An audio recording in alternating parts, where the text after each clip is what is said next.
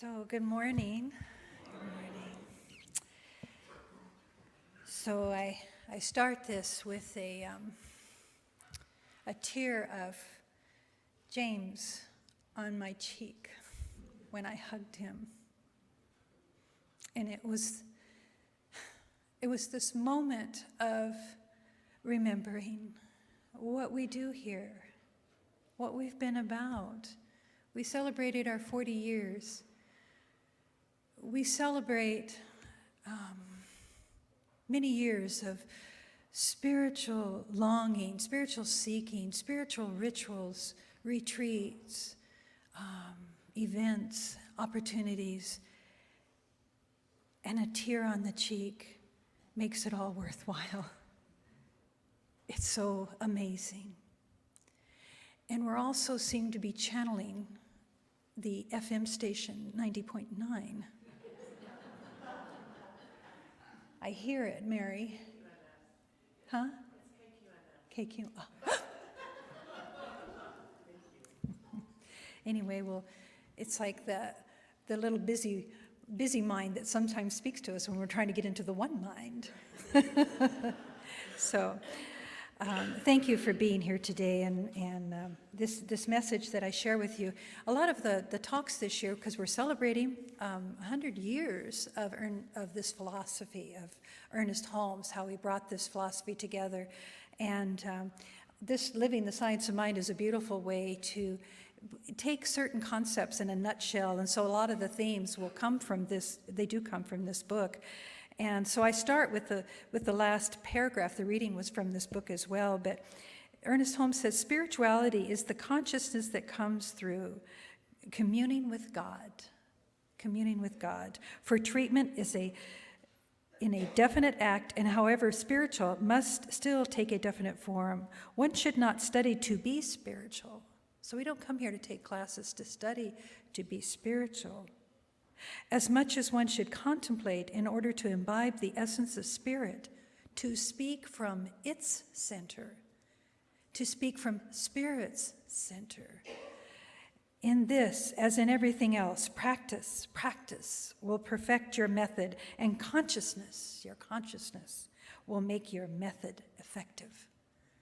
So what is this spirituality that we tend to take our walk upon, to practice, to be something other than how we seem to be appearing sometimes. So spirituality, in another definition, is about seeking a meaningful connection with something bigger than yourself, which can result in positive emotions such as peace, awe, contentment, gratitude, and acceptance. So many of us think that we're having to be in a religion to be spiritual, but spirituality comes first. We all walk that walk. It's who we are. Some people find spirit in a tree, in nature, looking at the mountain, looking at an eagle fly, looking at the river run, looking at the ocean waves break against a rock, looking at a child on the seashore, looking at your pet, your animal that you have in your life. It comes, doesn't it, in all those moments? And it's quick. And it brushes across the space of your heart, and you're awake. You're awake without words, but you're placed into a beautiful state of awe. Now, religion, in its formal patterns, weaves into, merges with, and binds with spirituality. And they have this bubble that I was looking at in this research, and spirituality speaks the questions that we ask ourselves: where do I find meaning? How do I feel connected? These are spiritual questions. How should I live?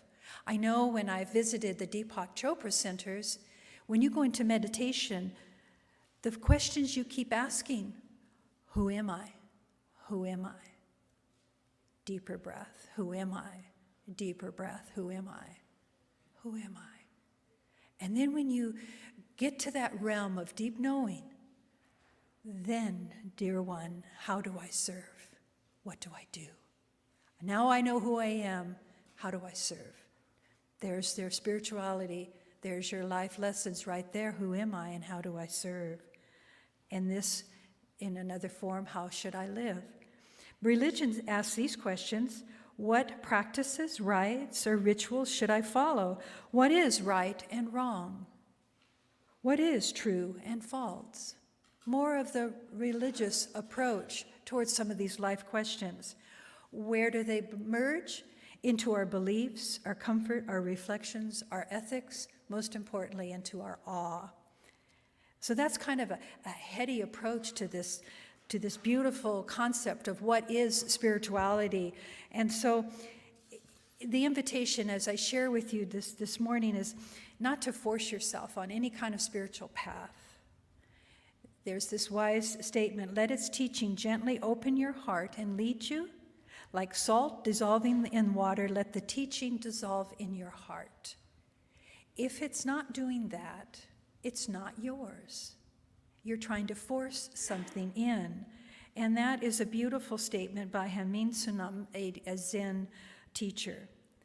Religion creates rituals and invites us into study and seeking. It's a beautiful idea when you think about religion itself. We have these churches, we have temples, we have statues, music, sermons. We like to call them talks, but I've had people at the hospital stop and say, heard your sermon. I'm going, sermon? But it's just how we frame things, and it just feels so much more gentle because I'm talking with you. We're in a conversation here. And people can dress up, they can dress down. But they can set down their prayer rugs, right? There's so many forms, so many rituals. I was amused as I was preparing for this when I visited India. This kind of sticks out as a very odd memory. We went to the temple of Ganesh, and this temple had hundreds of stairs, little small stone stairs, hundreds of them. And you'd walk up some, and then there'd be a Ganesha statue. And you would show reverence. Ganesha statue, the Ganesha itself is symbolic of that which removes all obstacles. So it's the Ganesha is the one with the big elephant ears and the trunk. And people aren't really worshiping the trunk or the ears of the elephant. It's the idea that embodies in that statue. So Ganesh becomes this sacred deity that you honor to please remove all obstacles and doubts, remove all. Well, our teacher said when you approach that, you are to, spiral your legs and pull your ears out and stick your tongue out and say, Om Namah Ganesha. I didn't see anybody else doing that. We did, a few of us. But I'm thinking after about the sixth level, I'm going, I'm not doing it anymore. I feel foolish, sticking my tongue out at this thing and wrapping my legs and sticking my ears out. And I'm thinking, was that a joke they told? Watch the Americans. Watch them. It's really funny until they catch on. Nobody's doing it. But we were so longing to be part of the ritual, part of the culture. When you go there, women, in all respect, for every temple, must have a skirt or an outfit that covers their ankles. Their shoulders can never be seen. And the men wear little doities, they're called, and they wrap around like Gandhi, like a diaper, and no shirt. And it's hot there. So the men are totally comfortable, no doity, and the women are like, everything's covered and they got all these layers on, but it's out of respect and in the culture. So it's just an interesting, I remember as a brownie getting to visit other churches. We were Methodist and we went to the Catholic, and I thought, how cool are these little benches that you get to kneel down? That's pretty cool. Kneel again. Wafers, and it's just like all of the new rituals to me. And I was in awe with all of it. Didn't know what it all meant, couldn't put it all together, but I participated, as we all have at one time or another, in these rituals.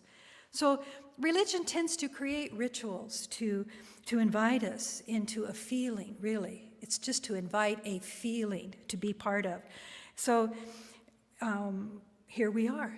We involve ourselves in these sets of circumstances, and we allow ourselves to kind of feel, well, what is this? Am I moved in this religion? And I know I love, Reverend Pam has gone to these treks in Europe where you go on this holy journey. And she shared, when she saw the Black Madonna, and when I just listen with such awe, because I probably won't overdo that.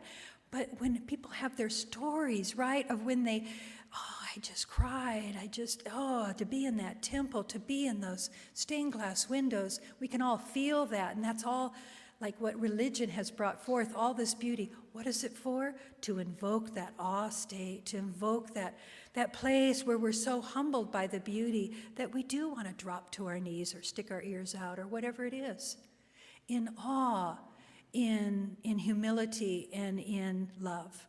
So this idea also, this idea of namaste, this idea of really recognizing what that means when you really look at somebody, namaste. I see you, you see me, we have one God. Namaste, namaste. And it's taken over. You see it when people go in the Academy Awards, they greet the people. And I think it's becoming just more than a hi, how are you? Namaste, namaste. And I can look at each one of you and feel the layers of my heart just open for the many experiences we have shared together. And then my eyes will fall upon someone I don't know. Namaste, welcome for being here. May we find that sense of unity with one another. May we recognize the supreme being in each one of us and call forth that deep, abiding essence that dwells within each one of us. So, at the center of each of us, all of us, everything, is love. And we take a breath there. We inspire that love into that heart space, and we start to realize this is a spiritual moment. I am spiritual in this moment. It's beyond religion, and it becomes such that we're starting to see the face of God in the ordinary moments. The touch of God in the ordinary moments everywhere. That is the presence. And when people start to articulate that and speak to that, there is a light that emerges, a light of knowing, because we recognize that. Yes, that's what I'm seeking.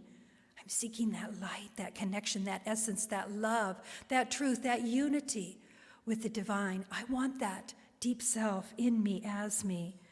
Brother Lawrence says the holiest, most ordinary moments, the most necessary practice is that of just being in the presence of God.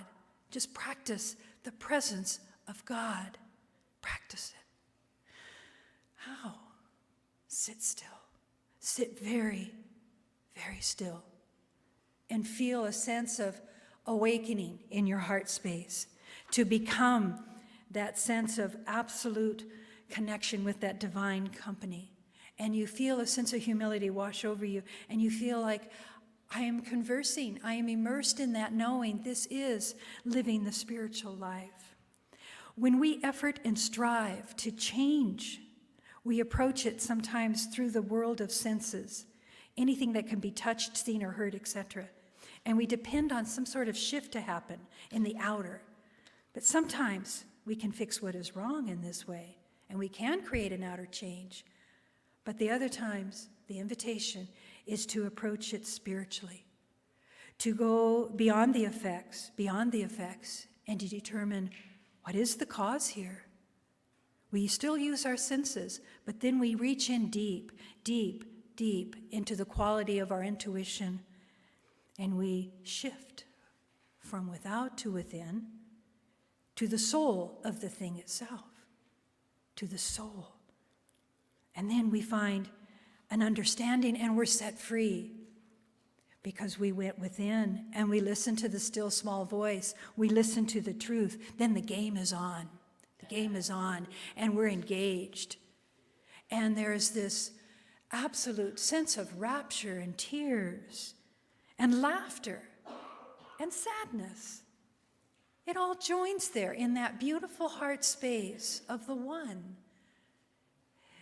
We are the witness to that in every act and everything that we do. We are the witness. We recognize absolutely the importance of loving and respecting all religions and the image of God that they're presenting. But loving doesn't mean that we have to agree with the doctrine but everybody is creating the experience that they can relate to. They believe they are right. Deep in their soul, they believe what they believe. We each are encouraged to taste what is our truth for ourselves, to contemplate what are our convictions. Now, as I'm studying Quimby, he is very clear on cursing the priests and the doctors of the time for planting beliefs into people that he feels is the true cause of their ailment. And he spends his work on taking that and polishing it into the truth which is known by him as the way the Christ meant the teaching to be revealed. So it's an interesting dance. And true healing, we all recognize when we have been touched by true healing, we are able to eliminate some of the false beliefs. And then we feel restored to wholeness with the divine. The true, as I point to the word, the true Christ within. That witness, we become that. So we can wait for enlightenment, but then something extraordinary will take place. Don't miss it. It's extraordinary. Don't miss it. It's in every moment. So many extraordinary moments happen here, and that's awakening the Shakti, that divine juice. Yeah, that divine Shakti, divine within, that juice, that power, that knowing. I'm awake, and I'm smiling. I feel love flowing through me as me. This passion, this energy has a passion. We accept it in the ordinary moments. We don't have to go anywhere. Don't have to do any dance. But we have to be still. We have to listen. We have to be awake. We have to be clear that that's what we want. That's what we're inviting in. Barbara Taylor Brown, she writes this book, An Altar in the World. And I love this. Hanging laundry on the line offers you the chance to fly prayer flags disguised as bath towels and underwear. Now, doesn't that just make you feel like I can't wait to hang up my laundry? I thought about Nancy Purnell. I thought about you on that with the flags. She has beautiful flags hanging around her home. We have them here. We love hanging flags. But now we're going to start hanging out our underwear for everyone to see. But everything can be a ritual. I remember Dr. James telling us years ago, the guru of all gurus was just sitting in his little doiti, sitting on the ground in the middle of the village with a piece of silk, just a piece of silk cloth, just in awe of that cloth, touching that cloth. And people would walk by and say, "Look at the crazy man. Look at the crazy man." His devotees would fall to their knees in rapture at that moment of seeing the guru so touched and awakened by the sense of touching this piece of silk. Now that's what happens all the time. We're all walking around these moments, these amazing moments of holiness all around. It's for us to feel the tear on the cheek and to wake up to a love. It's a call to love. So I invite you to think and invite your holy moments in, not necessarily your attempts to try to live a holy life, But bring to light now those moments and see the mystery behind it. So we used to keep these, some of our spiritual practices for retreats, and you heard about that, those of you that were able to hear some of the talks. Many of the prior ministers, we bonded through retreats, and we continue to offer many retreats here, and we're happy Diana got the campsite that date is August 9th through 12th. So that information will be coming your way. And if you want to do a retreat in spiritual community, mark your calendar and have something fun to plan this summer. But we as a community are inviting you, always inviting you, hey, taste this. Does this feed your spiritual appetite? No? Well, then try this over here. Because we are here for you in all ways, in all forms. Is it going to be music? Is it going to be art? Is it going to be Zentangle? Is it going to be the Tara dance? We're here to offer our sanctuary as a place of holy ground where we wake up to a greater truth. So this idea, just bring your mindfulness to whatever your practice is chosen. Thich Nhat Hanh writes of this sacred act as even flushing a toilet. I mean, that man is, wow. You know, flushing a toilet can be a sacred act. And it's like brushing your teeth. All of these moments, anything that you do becomes a sacred act when we encounter it as something holy because we're mindfully seeing it in this present moment. So how do we find that? And again, it is through spiritual practice. Can't take that away. Immerse yourself in those still, quiet moments. There's a Catholic theologian, John Shea, says, it cannot be separated from our everyday activities. The spiritual life is, at root, a matter of seeing. It is all of life seen from a certain perspective. It is waking, sleeping, dreaming, eating, drinking, working, loving, relaxing, recreating, walking, sitting, standing, and breathing. Spirit suffuses everything. And so the spiritual life is simply life, whatever, wherever, seen from the vantage point of spirit, seen from the place of the witness within. When you merge with your soul, it becomes spiritual. When you're immersed in and getting your pleasures that you're connected to the creator of all that is. It is our very nature to be spiritual. Ernest Holmes says, you are rooted. This is so comforting. You are rooted in the divine supreme mind.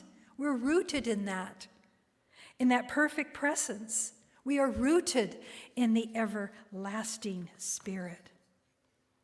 So, there's a passage I wanted to share with you in closing from Sri Chinmoy, who speaks very beautifully on what is the role, this is his question, what is the role of religion, of the process of God realization, in the process of living a spiritual life? And he says this, so I invite you into his story. Each religion is like a house. In the beginning, you have to live in a house. You cannot live in the street, but a time comes when your consciousness expands and the whole world becomes your house. At that time, you cannot be bound by the limitations of any one particular house. You accept all religions, and at the same time, you go beyond the domain of religion and achieve conscious oneness with the divine. Each religion is like a river. When the river enters into the God realization ocean, it has played its part. At that time, the river becomes the ocean itself. It has become one with the source. So if you could take yourself as a simple drop, a teardrop, and watch it merge with the rivers of life and watch it merge with the sea, there is a sense of unity. I am one with James. I am one with the teens. I am one with their experience. I am one with the movement of the Centers for Spiritual Living. I am one with this philosophy. I am one with the divine philosophy of Ernest Holmes. I am one with the mystics. I become, I merge. We're there. We're all there together. We take each other. If you follow a religion, you're on the road to your destination, but if you want to reach the ultimate truth, then you have to concentrate, meditate, and contemplate. Concentrate, meditate, and contemplate. That does not mean that you will not go to your church or synagogue, but if you feel an inner call deep within your heart to run fastest towards your goal, then you have to practice the inner life, the life of self-discipline and meditation. Religion will tell us there is a God. It will tell us that we have to be good, we have to be kind, we have to be simple, sincere, and pure.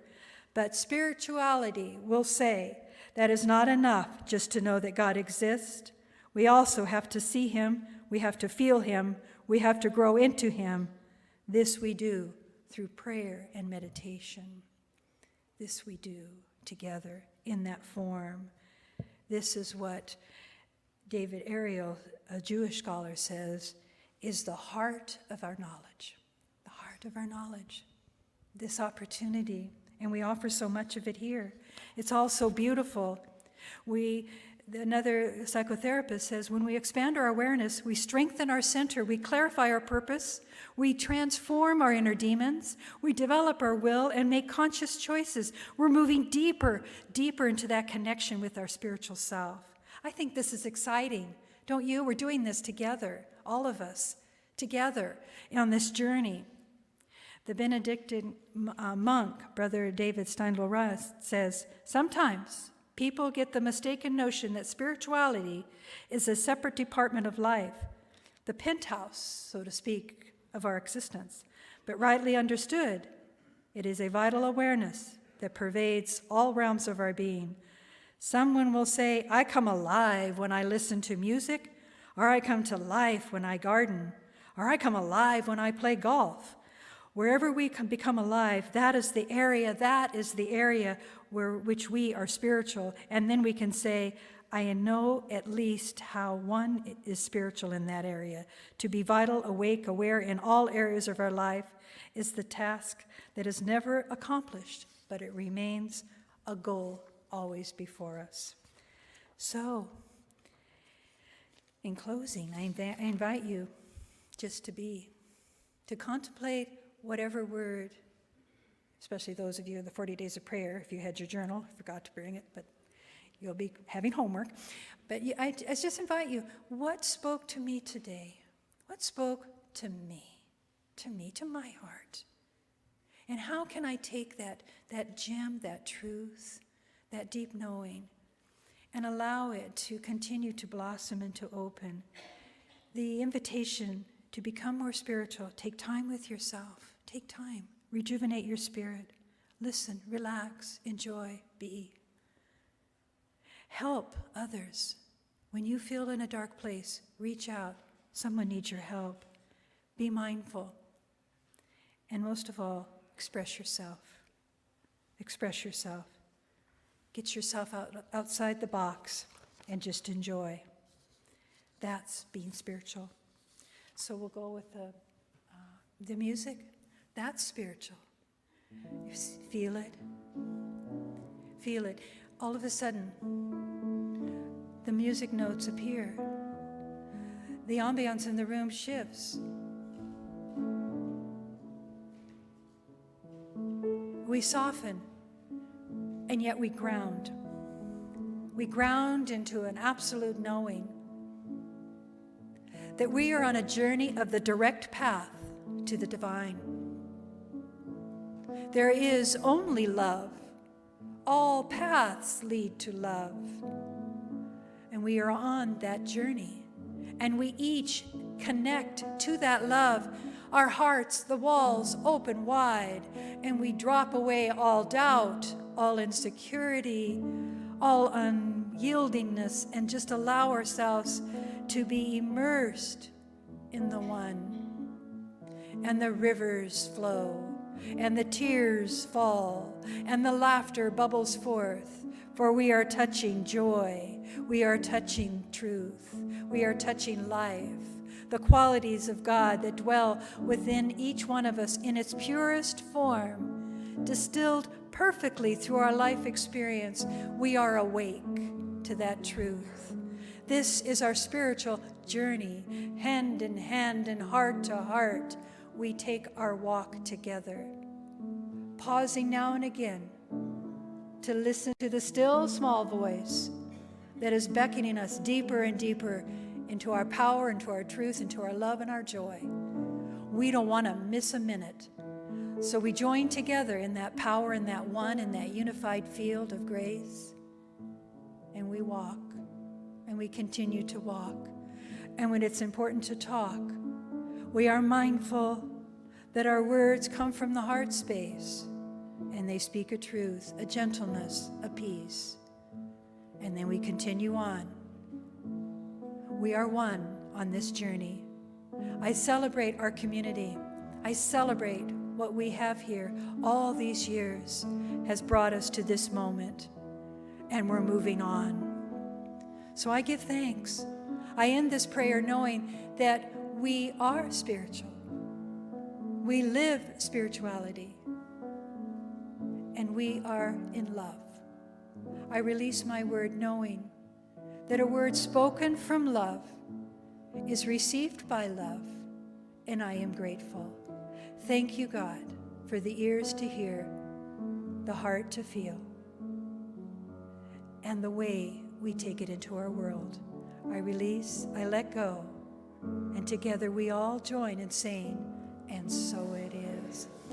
Thank you.